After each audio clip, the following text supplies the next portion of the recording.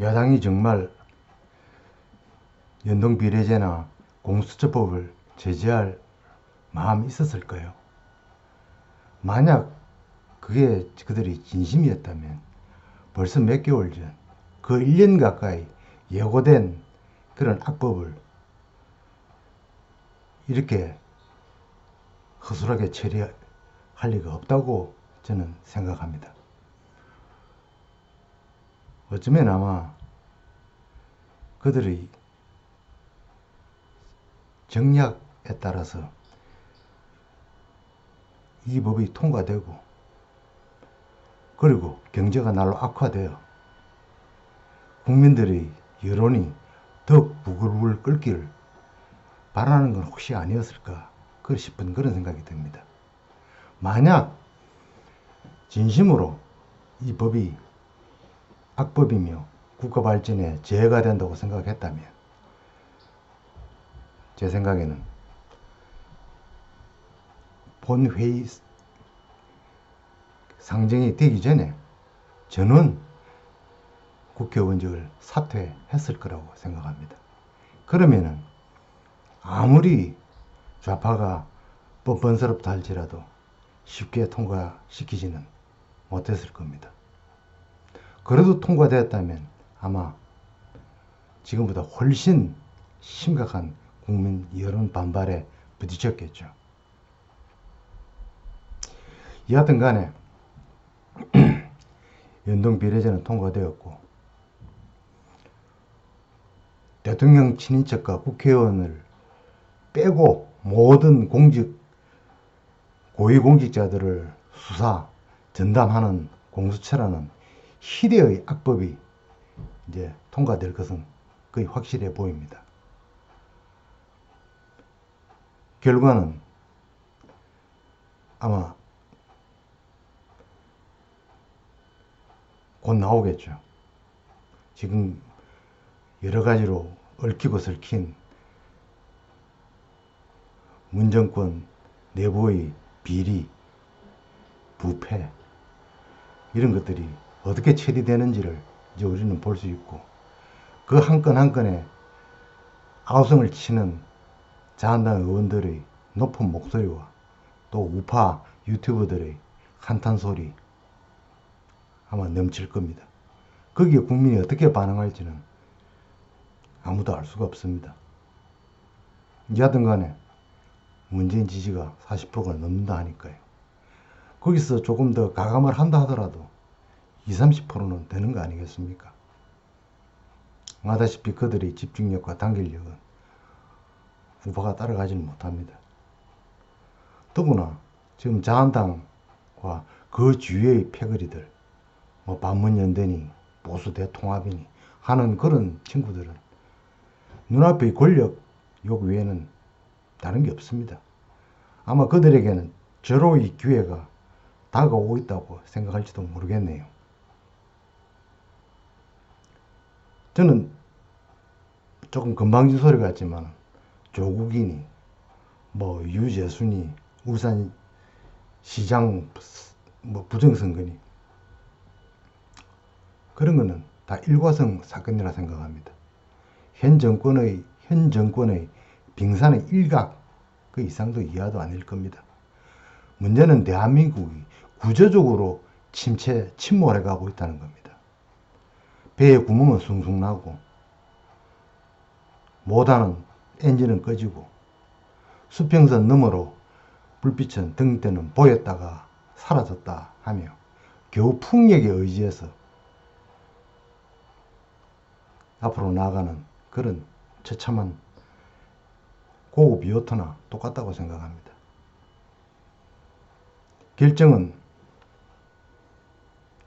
국민이 내리는 거라고 얘기를 하고 싶지만 그 이전에 모든 피해는 국민이 먼저 겪게 되는 겁니다. 물론 이 공수처법이라는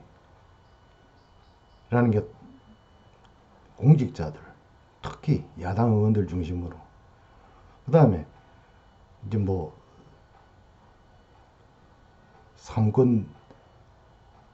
헌법기관 3권 부서 전부 입법, 행정, 그 다음에 사법, 사실상 장악이 되어 있지만 이제는 꼼짝없이 옥죄어서 눈치밖에 볼 일이 없을 겁니다.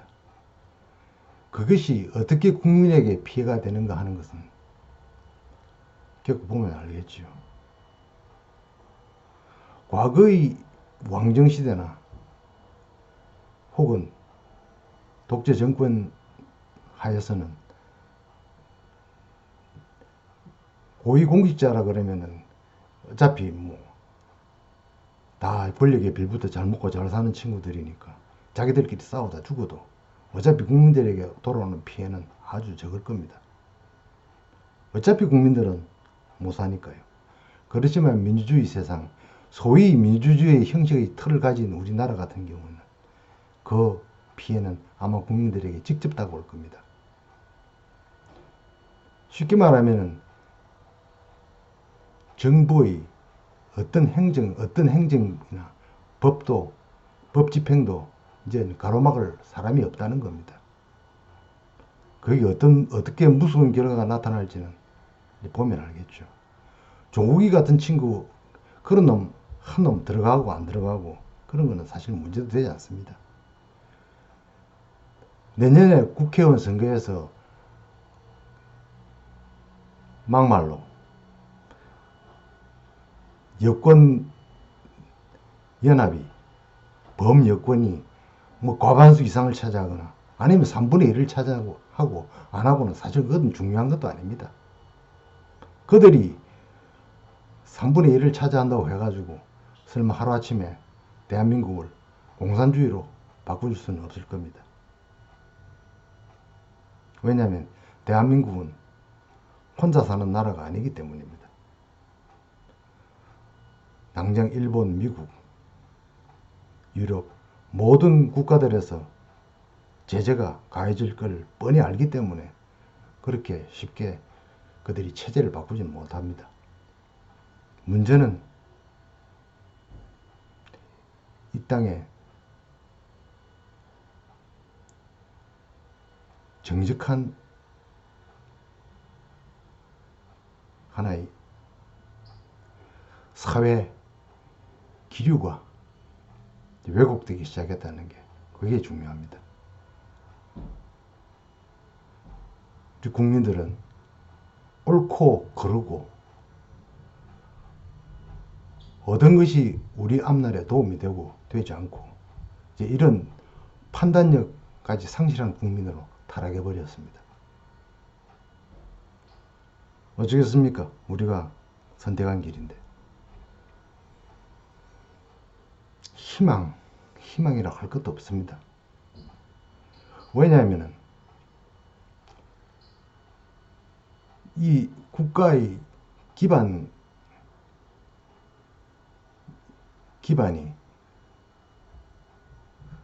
흥하고 쇠하고는 하루아침에 결정되는 것도 아니고 어떤 한두 사람의 힘에 의해서 좌지우지 되는 것도 아닙니다.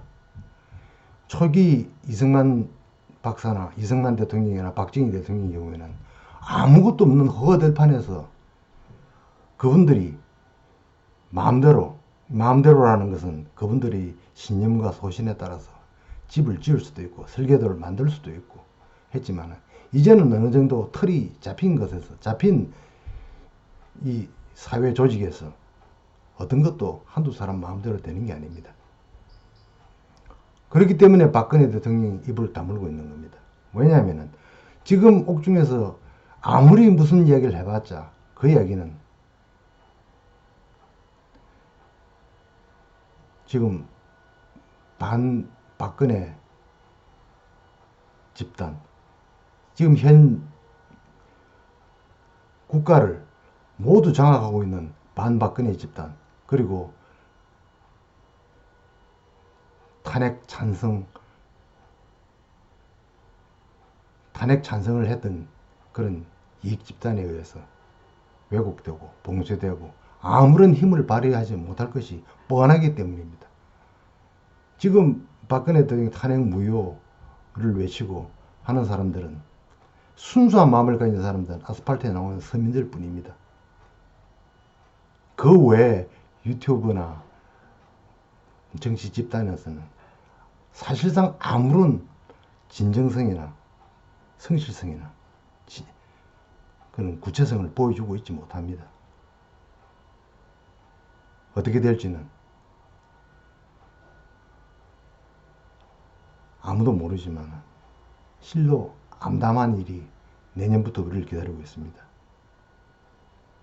경제는 복구하기가 힘들 정도로 무너져 내려가고 있고, 안보 외교는 거의 담이 다 허물어졌습니다. 트럼프는 김정은이나 문재인이나 이미 문제 삼지도 안 합니다. 자신이 극동정책 혹은 세계 경영에 있어서, 세계 경영 정책에 있어서 그 둘은 지금 관로 바뀝니다. 북폭을 미국이 하느냐 안 하느냐, 그건 역시도 중요한 것도 아닙니다. 왜냐하면 북폭을 하면은 첫 번째 죽어나는 것은 북한 주민이고, 두 번째는 우리 남한 주민이기 때문에 트럼프로서는 언제든지 결정할 수 있는 카드이기 때문에 지금 새삼스럽게 그걸 강조하고 자시고 할 이유도 없을 것 같습니다. 김정은은 어차피 단말마의 비명을 지르고 있기 때문에 무슨 짓을 할지는 모르지만 그들이 핵폭탄을 사용한다는 것은 상상하기 어렵습니다. 중공과 함께 그 운명을 같이 하겠죠. 그런데 중공이 만약에 미국에 끝까지 저항하는 한 트럼프는 쉽게 북한을 공격하지는 않을 것 같습니다. 왜냐하면 러시아나 중공이나 혹은 유럽 국가까지도 트럼프의 북한 폭격을 달갑지 않게 생각할 것이기 때문입니다. 그리고 중공 내의 여론은 더욱 뭉쳐지고 러시아와 함께 북한을 경제적으로 아주 노골적으로 경제적인 지원을 해줄 가능성, 명분도 생기는 거니까 트럼프로서는 그런 면에서 결정이 쉽지 않을 겁니다. 문제는 대한민국은 이제 완전히 갇혔습니다. 미국에도 외면받고 중공에도 무시당하고 일본은 아예 우리를 자신들이 경쟁 상대로 생각하지도 않고, 우리가 눈독을 들이는 동남아는 유감스럽게도 우리 상품을 사거나 우리와 더불어서 같은 어떤 대규모 산업 발전을 할 만한 그런 여력이 없습니다. 베트남이 국력을 신장시키고 어느 정도 국가 산업 발전에 재정을 쏟아부을 형편이 생기면 그때는 아마 한국은 팔아먹을 게 없을 겁니다. 대기업들은 모두 외국에다 나갔을 거고, 지금 현대 기아차, 글쎄요, 그리 경쟁력이 있어 보이진 않습니다. 어차피 전 세계의 자동차 업계는 깔아앉고 있으니까요. 반도체 수요는 한정적입니다.